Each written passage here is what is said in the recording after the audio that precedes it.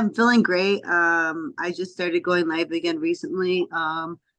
Yeah, so the thing that was wrong with my knee wasn't like caught when I actually like we just thought it was something like we just thought maybe because it was my old my no my old knee injury. We thought maybe it was just because I had such a severe injury that it was acting up, but it turns out that there's something actually wrong with it. So I actually had to have surgery and I only had it like, maybe like at this point now. So whenever Miami was, that's when I had my surgery, like the week of that. So it's been good and I feel really good now. So I'm just ready for whatever's next. Because it was You've like a small thing. Like it was a really quick recovery. Once I had the surgery, it was really quick. So I just have to now I've just been training. I mean, it literally felt like I didn't even have a surgery after. So I was like, man, I wish they caught this sooner because I would have been 100% by now, and I could have had a fight booked or whatever it may be. But yeah, but here I am. So you've now on been to the next thing. you've been through so much. We all saw it in the documentary recently. Does it almost make it easier that if anyone knows how to deal with adversity, it's Tatiana Suarez? Yeah, absolutely. Even just like everyday challenges, everybody like struggles with certain things in life, and like you think you're like, oh man, something happens, you're like, oh man, like, setting me back a little bit, just like everyday life things. And now I just like have learned that I can't focus on the things I can't control. I could only focus on the things I can. And so that's why I'm always like, okay, what's next, kind of thing. So yeah, always just focusing on, even when I was injured, I was just doing what I could and, working on things like boxing and stuff like that because like you don't really need your knee too much for boxing. But like and the rest of it, the kicking and the grappling, you definitely need your knee. But yeah, so I was just focusing on certain things like aspects of MMA, which there's so many aspects of MMA. So that's the beauty of it. You mentioned what's next. I mean, I think I know what your answer is in your mind. Have you heard anything at the title fight next? Is it Weili? I know you wanted in the Sphere. Where does that all stand? Yeah, so we're in talks and stuff like that. So we're just hoping, that we can fight Wei Li next and that, it'd be really nice to fight her. And I was hoping this Sphere. I'm not sure if that will come into fruition just because I guess they said that there weren't that many fights on that card. So which is unfortunate because that would just be amazing. Like I'm really thinking about how cool that would be just because it would be the 125 division women, and then the 115-pound division. And I've seen like Whaley's interest in going up to 125. So I just thought that that would be great.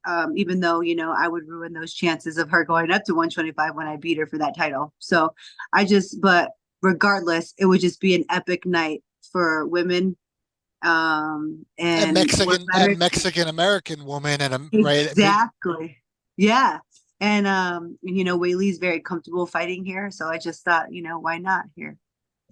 how does that fight look with you and Weili? She's on a 4-fight win streak. She's looked good. She's number 2 pound for pound in the women's division. Make a case she's the number 1 pound for pound. How does that fight look with you? Could she handle the grappling? Yeah, I just don't see it. You know, I just don't see it. I mean, I saw Jan was able to get her actually in a couple takedowns, and that's all I needed to see.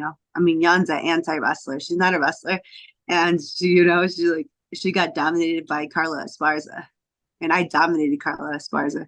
So in my mind, I couldn't even imagine, Carla Esparza taking me down, let alone beating me up and TKOing me. So You mentioned that she wants to go to 125. Does Tatiana Suarez send her to 125 essentially? um well, I can't see her going up if she loses, like that just wouldn't make sense. But I could see her maybe trying to go up before and trying What's to. what's your message to everybody out there, whether it's Dana, the UFC, Whaley, let's get this contract signed, let's get an agreement and let's get a fight plan, right? What's your message to everybody?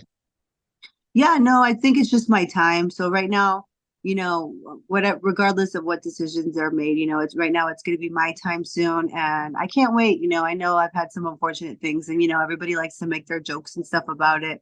But my talent, and not only just my talent, but like how I handle life and stuff like that, I think is very second to none.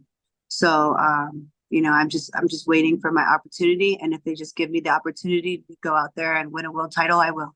What will that message send to everybody out there if you're standing there with the belt around your waist to all you've been through and you keep fighting back? It's a really good message. Yeah. No, I just think that, you know, that I mean, I think that it speaks for itself. I think one day, you know, I'll have a 30 for 30 on me. And, you know, I've already had a documentary, and if anybody's watched it, I know that it was inspiring to them, and anybody who's seen it, I know that they've sent me messages about how inspiring it was. And you know, they don't even need to be a fighter to be inspired by my story. People that just are complete strangers that have no relation to fighting but were inspired by my story. So I just think, you know, for me, it would be the message to just be that even when life's, you know, kicks you and you just feel like, man, where's the light at the end of this tunnel? You know, it's like just the attitude to never give up and to persevere through all of life's challenges.